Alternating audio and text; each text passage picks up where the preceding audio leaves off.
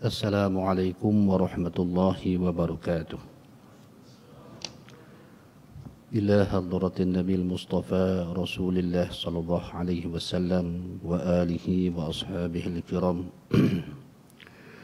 Thumma ila khususan ruh al-Imam Hujjatul Islam Abu Hamid Muhammad bin Muhammad Al-Ghazali At-Tusi rahimahullahu ta'ala alaihi wa qaddasallahu sirruh. ثم إلى خصوص روح العالم العلامة أبو علي البنجري الندوي المالكي الشيخ أحمد فهمي ابن زمزم رحمه الله تعالى عليه وقدس الله سره. ثم إلى أرواح المسلمين والمسلمات والمؤمنين والمؤمنات شيء لله لهم الفاتحة. أعوذ بالله من الشيطان الرجيم. بسم الله الرحمن الرحيم. الحمد لله رب العالمين الرحمن الرحيم مالك يوم الدين إياك نعبد وإياك نستعين اهدنا الصراط المستقيم صراط الذين أنعمت عليهم غير المغضوب عليهم ولا الضالين.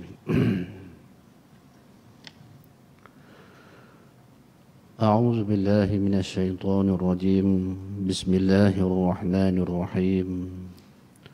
الحمد لله رب العالمين والصلاة والسلام على أشرف الأنبياء والمرسلين سيدنا ومولانا محمد وعلى آله وصحبه أجمعين. رب اشرح لي صدري ويسر لي أمري واحلل عقدة من لساني يفقه قولي.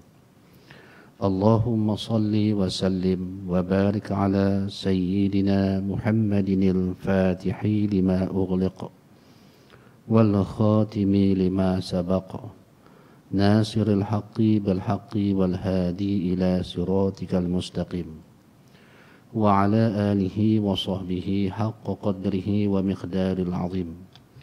سبحانك لا علم لنا إلا ما علمتنا إنك أنت العليم الحكيم. اللهم افتح لنا قلوبنا في طلب العلم وارزقنا إخلاص فيه وعمل به ونشر به حتى يأتينا اليقين. اللهم افتح علينا فتوح العارفين وفقهنا في الدين وعلمنا تأويل برحمتك يا أرحم الراحمين. اللهم علمنا ما جهلنا وانفعنا بما علمتنا واجعلنا من المخلصين. اللهم ارزقنا فهم النبيين وحفظ المرسلين وإلهام الملائكة المقربين برحمتك يا أرحم الراحمين. اللهم اجعل ظاهرنا مزينا بالشريعة وباطننا محلى بالطريقة كي تشرق علينا أنوار الحقيقة واجعل معاني شجرة لا إله إلا الله محمد رسول الله ثابتة راسخة في قلوبنا وأسرارنا برحمتك يا أرحم الراحمين. ولا حول ولا قوة إلا بالله العلي العظيم. وصلى الله على سيدنا محمد وعلى آله وصحبه أجمعين والحمد لله رب العالمين. أما بعد. Alhamdulillah, syukur kehadrat Allah Subhanahu wa taala kerana telah menyampaikan kita sekalian ke dalam majlis ini, majlis bacaan kitab, majlis zikrullah. Mudah-mudahan segala amal-amal yang dilakukan ini diterima di sisi Allah Subhanahu wa taala, dapat jadi bantuan dan bekalan serta pertolongan kepada diri kita sendiri di hari akhirat kelak. Muslimin yang dirahmati Allah sekalian, kita sambung pengajian kitab Ayyuhal Walad karangan Al-Imam Hujjatul Islam Al-Ghazali rahimahullahu ta'ala alaih wa qaddasallahu sirruh, yang diterjemahkan oleh almarhum Syekh Fahmi Ibni Zamzam rahimahullahu ta'ala alaih wa qaddasallahu sirruh. Muka surat 33, faedah yang ke-6. Bismillahirrahmanirrahim. Faqala muallif rahimahullahu ta'ala ونفعنا به وبعلومه وبركاته في الدارين آمين يا رب العالمين. Kata muallif rahimahullahu taala, faedah yang keenam, yakni faedah yang keenam yang dihimpunkan oleh Al-Imam Hatim Al-Asam sepanjang dia mengaji dengan Al-Imam Syaqiq Al-Balkhi, iaitu faedah yang keenam tu, sesungguhnya aku, yakni aku ni kenal kepada Imam Hatim Al-Asam, aku melihat manusia ini satu sama lain saling bermusuh-musuhan. Jadi Imam Hatim Al-Asam dia melihat manusia ni suka bermusuh-musuhan, baik orang yang beriman ataupun orang yang kafir, baik orang yang suka kepada ilmu ataupun orang yang tidak suka kepada ilmu. Sebut kata manusia sesama kita ni, kita suka tak puas hati kat orang. Tu nak. Depan hati kita, permulaan hati kita dengan orang lain banyak dikuasai oleh rasa tak puas hati. Tak puas hati inilah jadi punca kita saling bermusuh-musuhan. Kalau berkelahi laki bini itu lain cerita. Dia bukan bermusuh tu, berkelahi salah dalam bercakap, salah dalam tindakan.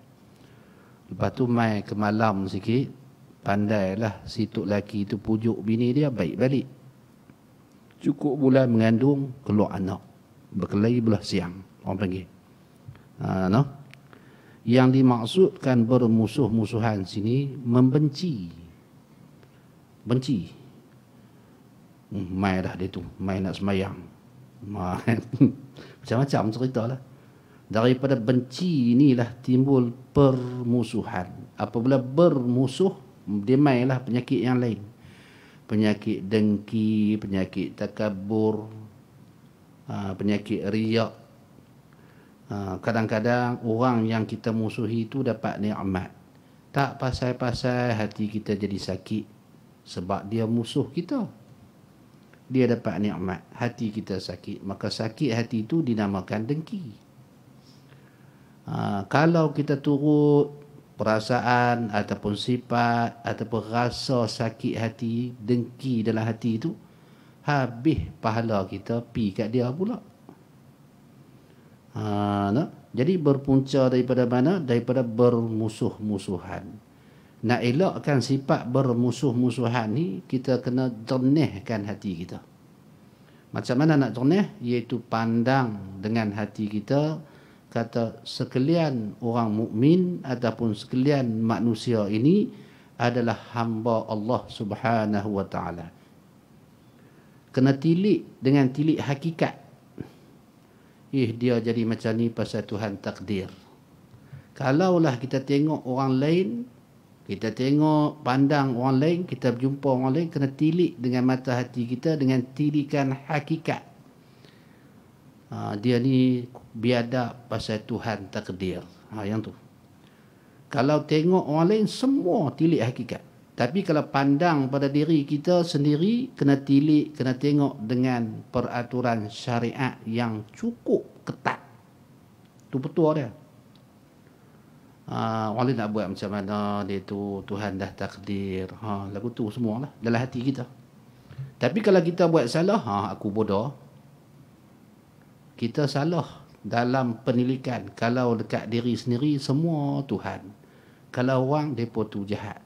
Sampai bila tak jadi baik hati kita? Baik. Pasal apa yang bermusuh-musuhan tu? Kerana ada satu tujuan. Kerana ada satu tujuan yang tertentu. Sebab tu jadi bermusuh-musuhan. Bukan nak boleh jadi bermusuhan dengan tak ada sebab, tak ada tujuan. Atau satu sebab atau suatu sebab. Jadi permusuhan tu dengan sebab satu tujuan ataupun satu sebab. Sebab tak puas hati, sebab berselisih pendapat, sebab perniagaan, sebab perkongsian syarikat, ataupun sebab pembahagian harta, Nah, apa-apa sebab yang menyebabkan jadi permusuhan. Jadi jiwa orang yang suka bermusuh ni jiwa yang sempit. Hati orang yang suka tengok kesalahan orang dan tak puas hati dengan orang yang lain, hati yang sempit. Jiwa dia tersekat, jiwa dia terkongkong, jiwa dia terkurung, sempit sungguh. Kemudian diterjemahkan di wajah dia, wajah yang tak sonok, wajah yang masam. Tak bahagia dia tu. Tak bahagia. Kalau dia pergi satu tempat, ada orang yang dia musuhi di tempat tu, tak bahagia dah. Sedangkan bumi Tuhan ni Allah Ta'ala hias cantik. Walaupun tak kekal tapi cantik. Cuba tengok pokok, saat-saat nak main sini, yang tak cantik tu jam. Tak apa nak sonok lah, sangkut. Tapi kita tengok pokok-pokok kena siram air akan hijau, bukit-bukit apa, cantik. Bumi yang Allah Ta'ala hias cantik tu, wajah kita, hati kita tak dapat menerima benda tu. Kerana apa? Sebab satu tujuan ataupun satu sebab kita berkelahi dengan orang. Jadi bumi yang cantik ni tak ada apa. Pasal hati kita duk berbekam, orang Kedah berkata.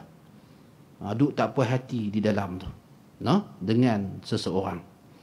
Kemudian apa ubatnya? Lalu aku, yakni Imam Hatim Al-Asam, memikirkan, merenung, menggunakan akal dia, memikirkan firman Allah Ta'ala yang berbunyi, Inna syaitana lakum aduun fattakhizuhu aduwa. Surah Al-Fatir ayat yang ke-6. Maksudnya, sesungguhnya syaitan itu bagi kamu adalah musuh yang nyata. Kerana syaitan itu musuh yang nyata, tak berselindung lagi, memang musuh sungguh. Jadikanlah, ambilkanlah ia syaitan itu sebagai musuh. Jadikan syaitan sebagai musuh. Yakni di dalam firman Allah Subhanahu wa Ta'ala ini, surah Al-Fatir ayat yang ke-6, Allah Ta'ala nak cerita, nak habaq, yang sebenarnya musuh kita tu iaitu syaitan, bukan manusia. Dengan manusia kita bertumpang-tumpang. Dengan manusia kita berbaik-baik. Dengan manusia kita bertolak ansur. Dengan syaitan tak boleh. Kalaulah kita bergaduh dengan manusia, kalaulah kita tak puas hati dengan manusia, kita kena faham bahawasanya yang pertama, manusia tu bukan musuh. Nak berkelahi buat apa? Dan yang keduanya, kita kena faham, kita bermusuh dengan manusia tu, orang tengah yang duk jadi batu api, syaitan lah. Dia bisik kepada kita macam ni. Dia bisik pada orang yang kita musuhi macam nu. Kemudian kita pun bercakap ikut bisikan syaitan. Yang kawan yang kita musuhi pun bercakap ikut hasutan syaitan, berkelahi. 7 tahun. Kadang-kadang muka hang ni 7 keturunan, jangan main jijak tangga rumah aku. 7 keturunan berkelahi. Sedangkan yang tu bukan musuh, dia akan dihisab oleh Allah Subhanahu wa Ta'ala daripada amal baik dan amal jahat. Kita pun kena. Baik. Ini kita kena sedar seperti mana kata Imam Syaqi Al-Balqi di Abi ayat ni, dia ada memikir. Allah Ta'ala firman, sesungguhnya syaitan tu bagi kamu adalah musuh yang nyata, tak terselindung. Apa maksud musuh? Musuh ni orang yang nak menjatuhkan kita. Setiap detik, setiap saat, dia tak akan senang sekiranya kita bahagia. Tu musuh. Musuh bukanlah orang yang boleh kita percayai. Kerana sifat musuh, dia memang nak jatuhkan kita. Dan dia akan gembira kalau kita jatuh. Dia akan gembira kalau kita rosak. Siapa yang akan gembira kalau kita jatuh, rosak dan sebagainya? Syaitan.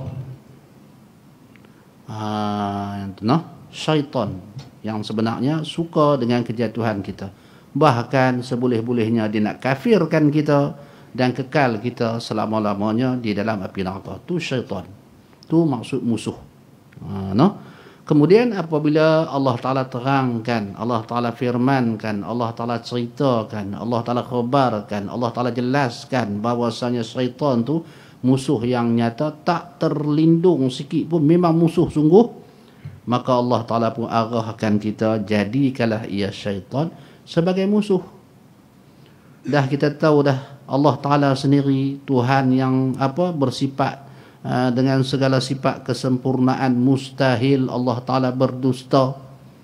Tuhan yang menjadikan syaitan, Tuhan yang menjadikan kita, Allah Ta'ala istihar syaitan musuh kita. Kemudian Allah Ta'ala perintahkan kita, jadikanlah syaitan sebagai musuh. Macam mana pula kita nak faham? Kita ambil, kita anggap, kita letakkan syaitan tu sebagai musuh. Macam mana? Iaitu tiap-tiap perkara yang menyakiti hati syaitan, tiap-tiap perkara yang mendatangkan kemarahan kepada syaitan, maka kita kena buat. Tiap-tiap perkara yang menggembirakan syaitan, membahagiakan syaitan, maka kita kena tinggal. Kerana musuh dengan musuh ni sentiasa bercekak pinggang, panggil. Kita duk lagu tu kat dia, dia pun duk lagu tu kat kita. Kalaulah kita jumpa syaitan, kita tengok muka dia, dia pun tengok muka dia, kita nak bertumbuk. Tu musuh. Kalau kita duk turut dia, tu bukan musuh, tu kawan. Jangan mengaji, kan contohnya. Kita pun main segan, nafsu pun dia bertindak balas daripada seruan syaitan tu, nafsu pun jadi segan. Kemudian kita pun tak menuntut ilmu, tak mengaji, tak beribadat, tak baca Quran. Yang tu bukan musuh, yang tu kawan. Kalau yang Allah Ta'ala firman, jadikan syaitan tu musuh kita, yakni apabila adanya lintasan-lintasan dalam hati, orang panggil khawatir syaitaniyah, lintasan yang bangsa syaitan melintas dalam hati, kita boleh tahu. Syaitan ni dia suruh kita buat maksiat, dia suruh kita kekal di dalam kejahilan, dia suruh kita jangan bayar zakat, dia suruh kita jangan sembahyang. Tiap-tiap perkara maksiat dia suruh kita buat. Kalau ada orang perempuan seksi lalu, syaitan akan bisik dalam hati, tolong Sat tengok. Cuba hang tengok. Kalau hang tak tengok hari ni, rugi, bukan nak dapat apa dah. Tak akan jumpa dah punggung perempuan sampai macam tu. Kita pun beralih tengok. Nafsu pun membenarkan. Sonok tengok. Lepas tu syaitan bisik lagi, hang tengok bini hang. Dah nak reput. Kan. Ada muslimat seorang tarik balik. Macam-macam lah. Akhirnya kita pun turut dia, dah jadi kawan, duduk di kedai makan 3 jam 4 jam. Duduk barangan lah dengan leha tu. Kan. Sikit-sikit tarik. Habis lagi. Pasal apa nak suruh leha tu hidang minuman saja. Leha pula yang tu. Jadi habis masa macam tu duk ikut syaitan. Yang tu kita tak jadikan syaitan tu musuh kita. Yang tu jadi kawan. Yang kata musuh ni, tiap-tiap apa yang syaitan suruh buat daripada perkara kejahatan, kita jangan buat. Dan tiap-tiap perkara yang Allah Ta'ala perintah, perkara kebaikan, kita buat. Maka syaitan akan sentiasa marah kat kita. Syaitan akan sentiasa tak puas hati dengan kita. Yang tu baru musuh. Yang tu baru turut perintah Allah Subhanahu Wa Ta'ala, seperti yang Allah Ta'ala firmankan di sini. Ini tekad kita akhir-akhir hayat kita, jangan kita jadi hamba kepada syaitan habis. Kemudian faedah yang ketujuh daripada 8 faedah. Kata muallif, sesungguhnya aku melihat setiap orang bersungguh-sungguh dan berusaha dengan sepenuh tenaga untuk mencari makan dan sumber kehidupan. Ini satu manhaj ataupun pemikiran kita dunia moden sekarang ni. Dalam setiap apa jua kehidupan kita, kita letakkan sumber pendapatan, sumber kehidupan sebagai asas utama. Sehingga tenggelam habis dunia. sehingga tenggelam habis agama. Akibat dia bawa kerosakan kepada masyarakat yang cukup teruk. Benda ni dah berlaku pada zaman Imam Hatim Al-Asam. Imam Hatim dia melihat banyak orang bersungguh-sungguh, kemudian berusaha dengan sepenuh tenaga untuk mencari makan dan sumber kehidupan. Yang dimaksudkan bersungguh-sungguh, berusaha dengan sepenuh tenaga ni, iaitu menjadikan urusan mencari makan dan sumber kehidupan sebagai matlamat utama. Sehingga macam mana? Sehingga kalaulah sumber makan minum, sumber kehidupan, rumah kita apa semua tu tercabut daripada dia, menyebabkan jiwa dia tu jadi gila. Projek tak dapat jadi. Banyak yang duk mengadu kat saya. Mak lah selalunya, anak saya ni ustaz, tolong mai tengok saya pasal apa jadi. Ni orang besar-besar lah, orang Bukit Jelutong, orang sakan-sakan kan, yang nak pi minum teh tarik pun naik Ferrari kan.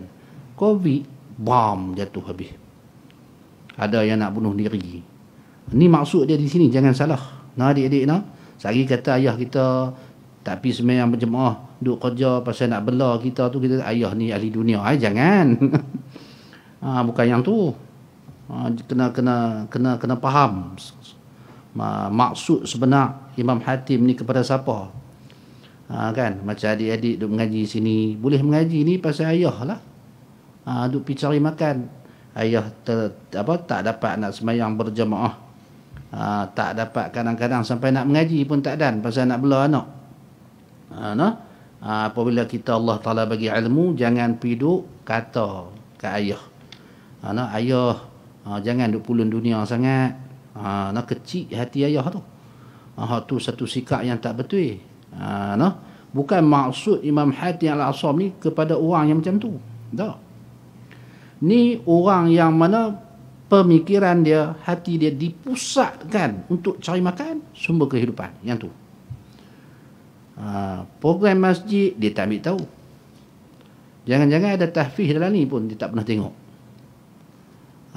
Kan dia pun ni makan ke, Ustaz Faizal ada duit ke tak ada duit, dia tak peduli. Dia kira hak dia ya. Tu maksud di sini.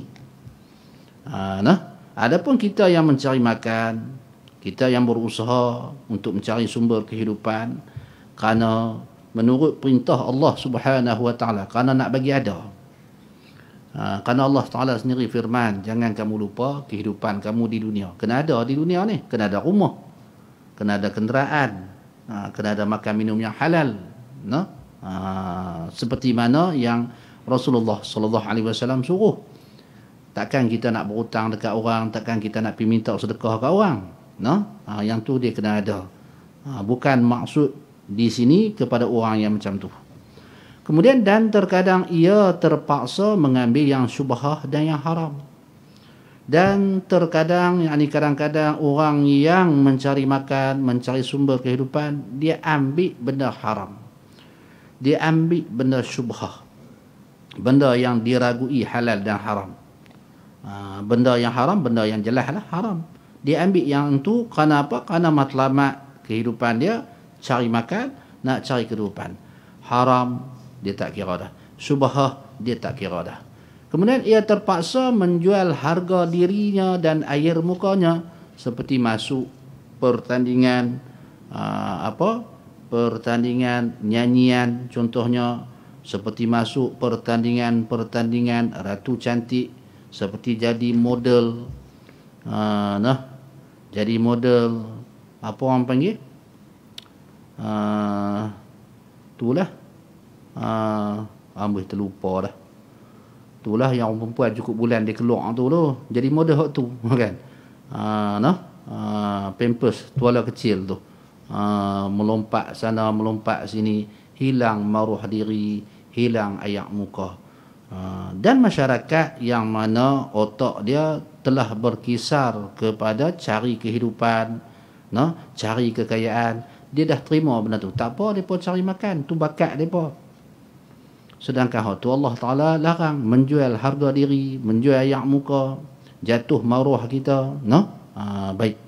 Kemudian apa jadi lalu aku, yakni Imam Hatim Al-A'sam, memikirkan firman Allah Ta'ala yang berbunyi, wa ma min dabbatin fil ardi illa 'ala Allahi rizquha. Maksudnya, dan tidak ada daripada suatu yang melata di atas muka bumi ini kecuali rezekinya telah dijamin oleh Allah Ta'ala. Maksudnya semua makhluk yang ada ni Tuhan dah siap dah rezeki mereka. Cari pergi ambil ya. Maksud ayat ni, jangan bimbang. Jangan bimbang. Jangan bimbang kata tak ada rezeki. Kalau tak ada rezeki ni matilah. Tak ada rezeki ni mati. Contohnya orang yang jatuh perniagaan dia, bisnes dia jatuh, duit dia habis, hilang, jadi bankruptcy. Adakah dengan jadi bankrupt tu kepala dia bertukar jadi kepala kuda? Tukar? Tak. Adakah dengan dia jatuh bankrupt tu dia mati? Tak. Selagi dia tak bunuh diri. Adakah dia bankrupt tu kaki dia akan jadi lumpuh ataupun kaki dia bertukar jadi kaki kaldai? Muka dia yang segak itu, hidung jadi kemek macam king, zir. Tukar tak? Tak ada pun. Pasal apa? Dunia tu benda yang asing daripada kita. Cuma bezanya dulu mewah, sekarang tak ada lah. Beza tentu ya. Tapi pasal apa yang jadi teruk sampai nak bunuh diri? Cuba kita fikir. Apa yang mengganggu jiwa orang tu? Pasal apa jadi teruk sampai tu? Tu orang panggil cengkaman dunia dalam hati tu. Berakak, melekat sampai jadi macam tu. Sedangkan kalaulah dia bankrupt, anak dia 5 orang tu lah. Mana jadi berkurang? Kalau isteri dia nama Noriah, dia bankrupt, isteri dia Noriah tu lah. Bukan tukar jadi Bangladesh mana pun. Kemudian dia ada cara, ada harta. Okey, jual. Harta ni 28 juta rumah ni. Nak jual mahal-mahal, siapa nak beli? Jual murah. Jual 500,000, beli rumah lain, duduk rumah tu. Sayanglah apa ya? Pasal apa? Melekat dunia, dia tak hati dah cara nak bina balik. Sedangkan senang ya.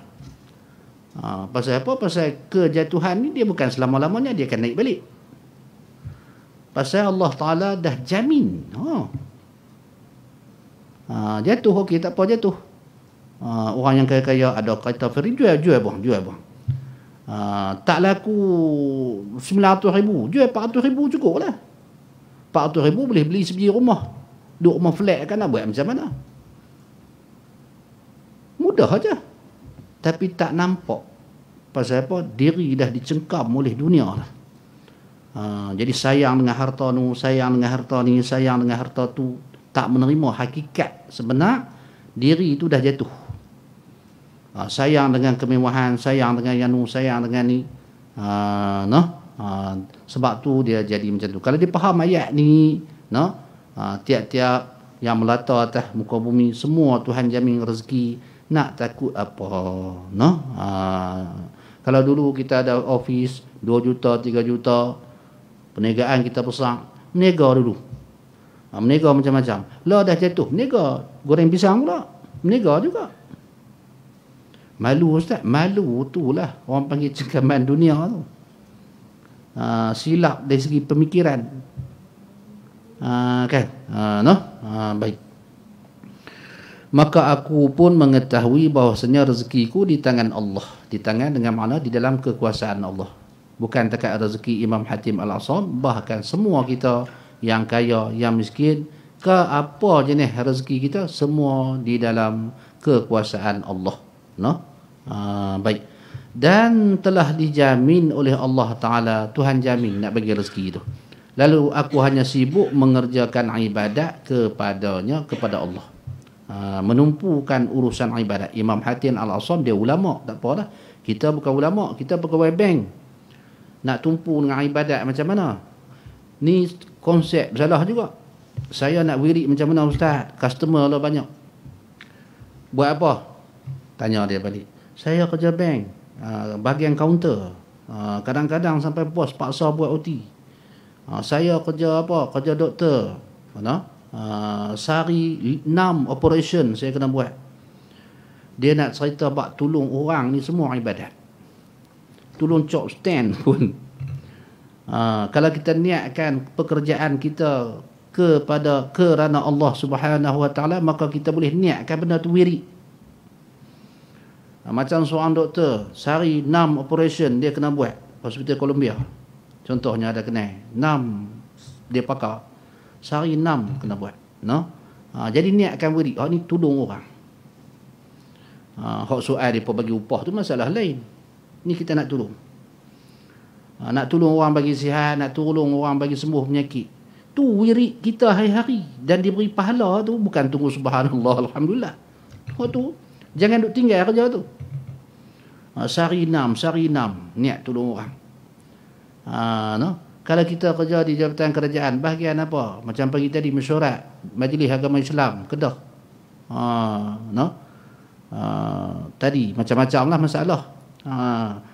Hari-hari kerja nak selesai masalah bidang agama, sekolah pondok, sekolah agama rakyat, masalah macam-macam. Masalah dengan dengan bomba lah nak dapat kelulusan, kan? Tak sempat nak sembahyang duha, tak sempat nak beri tu, maka jadikan tolong orang tu wirid. Niat wirid. Sopalah kita duk zikir la ilaha illallah tu. Amalan yang diulang-ulang. Pahala semua tu. Taqarrub ila Allah, mendekatkan diri kita dengan Allah Subhanahu wa taala. Benda tu. Tak ada masalah semua tu, no? Baik. Kemudian kata muallif rahimahullah taala. Ini Imam Hatim Al-Asam sibuk mengerjakan ibadat. Pasal dia ulama. Ulama ni takkan nak pergi jual aiskrim. Dia kerja mengajar. No? Tuku-tuku dia kerja mengajar. Lepas habis seorang, no? Lepas subuh dia mengajar. Lepas tu duha dia mengajar. No? Sehari pukul 11 nak pergi ke zuhur dia mengajar. Lepas zuhur berhenti Isyak. Dekat nak asar mengajar lain. Lepas asar berhenti Isyak. Lepas maghrib mengajar pula. Lepas Aisyah mengajar pula. Sebelum nak tidur mengajar lagi. Tu kerja dia. No? Maka orang yang mengajar di pondok-pondok ni, urusan rezeki adakah dia fikir? Tak ada langsung. Pasal apa? Dia pegang dengan ayat ni. Wa ma min dabbatin fil ardi illa 'ala Allahi rizquha. Semua makhluk yang melata di atas muka bumi ni Allah Taala dah jamin dah. Yang tu nah. Kemudian hadis Nabi sallallahu alaihi wasallam, Rasulullah sallallahu alaihi wasallam bersabda, talabul ilmi takaffahu Allahu rizqih. Orang yang menuntut ilmu, Tuhan akan jamin rezeki dia. Jadi dua dah jaminan. Tadi jaminan yang umum kepada semua makhluk Allah, ni jaminan khusus kepada orang yang menuntut ilmu dan orang yang mengajar ilmu. Jadi orang yang mengajar ilmu untuk ilmu ada dua jaminan daripada Tuhan. Kemudian orang yang mengajar ilmu ni dia beramal dengan ilmu. Dia contohi diri dia kepada anak murid dia. Dia bersifat dengan wara'. Allah Taala jamin lagi. Wa man yattaqillaha yaj'al lahu wa man yattaqillaha yaj'al lahu makhraja wa yarzuqhu min haitsu la yahtasib. Siapa-siapa yang bertakwa kepada Allah Taala, segala kesusahan Allah Taala akan jadikan jalan keluar. Dan Tuhan akan rezeki kepada dia daripada jalan-jalan yang dia tak tahu, tak terkira. Sak mai kono, sak mai kono, sak mai kono. Tiga dah. Jaminan Tuhan. Kalau kita kerja biasa ni, satu jaminan ayat tadi. Kemudian Allah Taala jamin lagi, wa may yattaqillaha yaj'al lahu min amrihi yusra. Bangsa siapa yang kuat takwa dia dengan Tuhan, Allah Taala akan jadikan segala urusan dia yusra, mudah. Urusan apa? Urusan dunia dia mudah. Urusan akhirat dia insya-Allah mudah. Tuhan tolong, Tuhan tolong, Tuhan tolong. Ngaji sungguh. Berapa tu? 5. Lepas khatam Quran, hafal Quran, ngaji lagi. Ngaji kitab pula, ta'lim. Hafal matan pula, sampai jadi orang alim, no? Nanti dia nak kerja apa ustaz? Kerja mengajar. Dapat duit sikit ustaz, tak payah duk kira yang tu. Sikit tak sikit tu W duduk luar tu. Tengok. Tu. Kesian tengok ustaz nak mai Kuala Lumpur mengajar, nak ambil kereta saya lah. Macam tu ya. Benda dunia ni jangan ada dalam hati kita nak rasa memilih, tak payah. Orang sedekah ambil, orang hadiah ambil. Tak payah risau geran tu nama siapa, guna saja. Nanti mati tinggal. Yang tu dalam hati pelajar kena ada dunia ni. Selagi kamu tak boleh ada lah tu dalam hati duk ingat nak ligan nak ligan ni, susah kamu akan susah. Apabila bebaskan hati kamu semua daripada dunia, rasa lalu saja. Rasa duduk dalam rumah, rasa makan sedap sikit-sikit, rasa kotia lah, rasa-rasa macam tu ya. Kenapa? Kerana matlamat kita apabila kita selepas mati, itulah matlamat yang sebenar. Baik. Kemudian kata muallif rahimahullah taala, faham Ustaz cakap ni? Faham tak? Faedah yang ke-8. Sesungguhnya aku melihat sikit lagi. Setiap orang yang memiliki sesuatu yang menjadi pegangannya. Sebahagian mereka menjadikan dinar dan dirham sebagai pegangan kehidupan, kekayaan sebagai pegangan hati dia. Dan yang lain pula menjadikan harta dan kerajaan sebagai pegangan.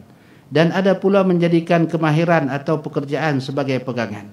Bahkan ada orang yang menjadikan hamba Allah sebagai pegangan. Jadi orang ni dia memiliki sesuatu untuk dia pegangi. Contohnya apabila kita pergi berjumpa dengan kawan-kawan kita, kita akan berpegang dengan apa yang kita ada.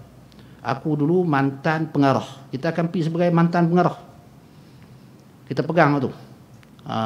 Kalaulah duit dalam bank kita ada 700,000, walaupun kita pakai comot-comot, kita masih berpegang. Dalam bank aku 700,000. Berpegang. Bersandar orang panggil. Semua ni dia berlaku. Kalau kita berjalan tu kan, kita lekeh orang kampung, tapi anak kita doktor pakar, kita akan berpegang dengan anak kita. Lekeh-lekeh aku pun anak doktor. Betul tak? Betul. Ni ilmu tasawuf. Dia nak cuci hati kita. Ada orang berpegang dinar dirham, duit banyak, dia pegang. Dia suka, dia kuat, dia gagah dengan duit banyak. Ada sebahagian berpegang pegangan dia dengan harta. Ataupun dengan kerajaan. Oleh kerana dia pemimpin kerajaan apa semua, dia pegang. Itu pegangan dia. Hati dia berpegang dengan itu. Sumber nak dapat kebaikan, dia berpegang dengan yang tu. Ada pula menjadikan kemahiran.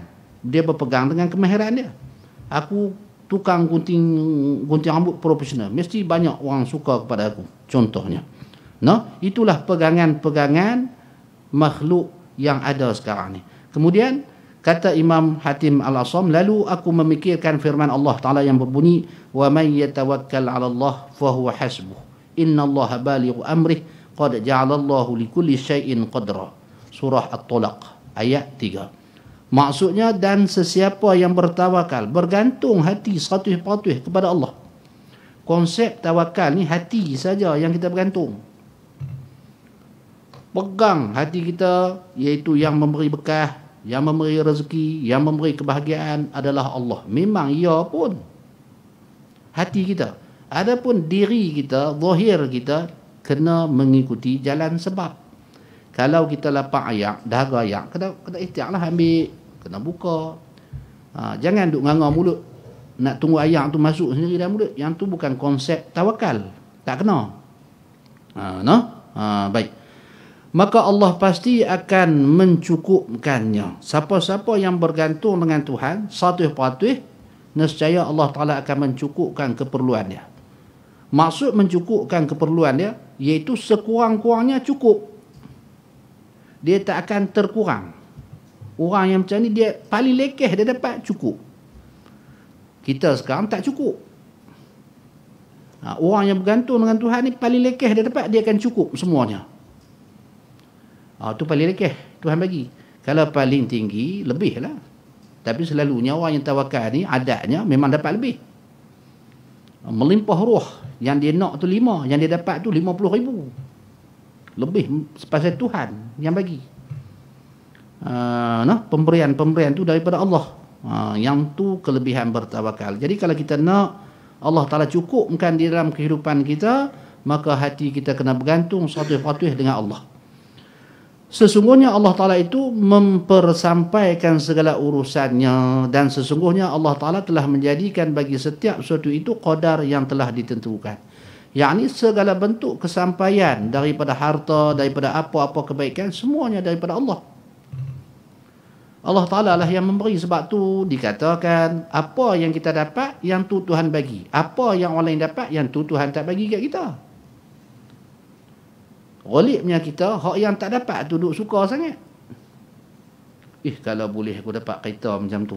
Yang kereta kita tak tengok. Baik. Kemudian Allah Subhanahu Wa Taala telah menjadikan setiap suatu daripada segala urusan kita qadar yang telah ditentukan untuk diberikan kepada kita. Apabila Allah Taala tentukan qadarnya seperti air dalam botol ni. Air dalam botol ni dia tak kurang dan dia tak lebih. Itulah qadar tu.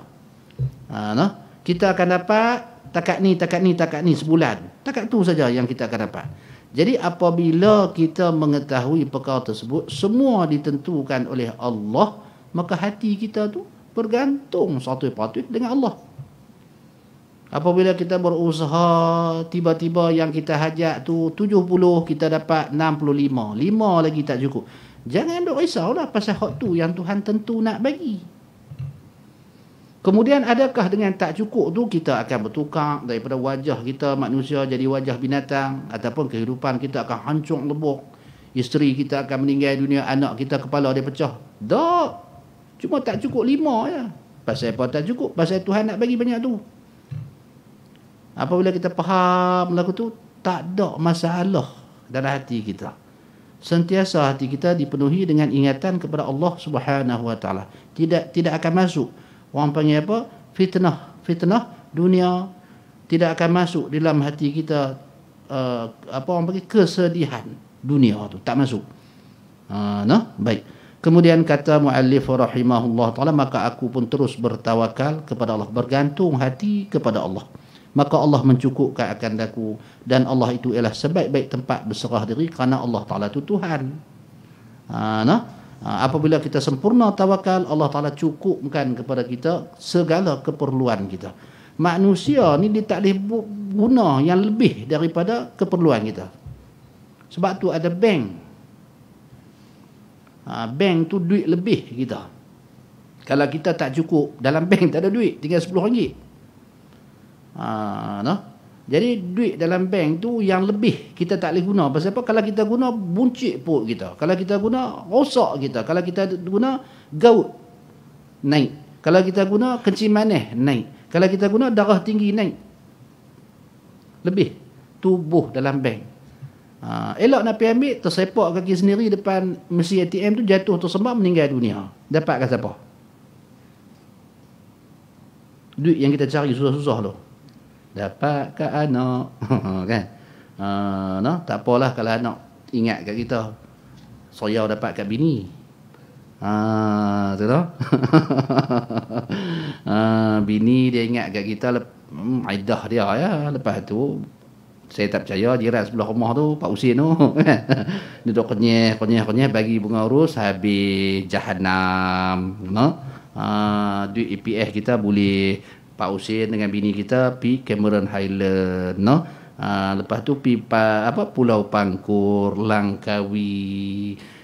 Lepas tu dia bisik pula tepi telinga bini kita, ex husband you pernah bawa tempat ni? Tak pernah lah, sibuk saja manjang dulu.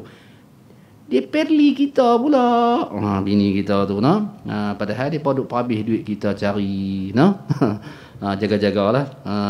Baik. Kata muallif sikit lalu Imam Syaqi Al-Balkhi rahimahullah berkata kepada Imam Hatim Al-Asam rahimahullah, semoga Allah sentiasa memberi taufik kepada kamu. Sesungguhnya aku telah membaca Taurat, Injil, Zabur dan Al-Quran, maka aku mendapati isi keempat-empat kitab ini adalah berkisar pada membahaskan 8 masalah yang kau sebutkan tadi. Itulah dalam Quran. Sekitar ni lah. Ini kehidupan manusia. Dan siapa yang beramal dengannya 8 perkara ni, maka sebenarnya ia telah beramal dengan keempat-empat kitab yang aku sebutkan tadi. Jadi kita usahalah untuk beramal 8 pesanan, 8 faedah yang ditinggalkan oleh Imam Hatim Al-Asam, kita akan percaya. Habis nasihat ke-16, carilah guru yang mursyid. Wallahu a'lam. InsyaAllah kita akan sambung pada pertemuan yang akan datang. Baik. Jadi muslimin muslimat yang dirahmati Allah, saya ni masih dalam musafir. Tak separuh sampai daripada Kedah. Sampai daripada Kedah kemarin kuliah, lepas tu terpaksa balik pagi tadi kerana ada mesyuarat di Majlis Agama Islam sana. Selesai tu mai sini balik, jadi saya dah jamak dan qasar sembahyang. Cuma tuan-tuan lah belum lagi Jadi saya nak minta diri dululah. Nah, tuan-tuan semayang. Wallahu a'lam. Bismillahirrahmanirrahim. Alhamdulillahirabbil alamin. Wassallallahu ala sayyidina Muhammadin wa ala alihi wa sahbihi ajma'in. اللهم جمعنا هذا جمعا مرحوما وتفارقنا من بعده تفارقا معصوما مغفورا برحمتك يا ارحم الراحمين. ربنا آتنا في الدنيا حسنة وفي الآخرة حسنة وقنا عذاب النار. صلى الله على سيدنا محمد وعلى آله وصحبه وسلم. الحمد لله رب العالمين.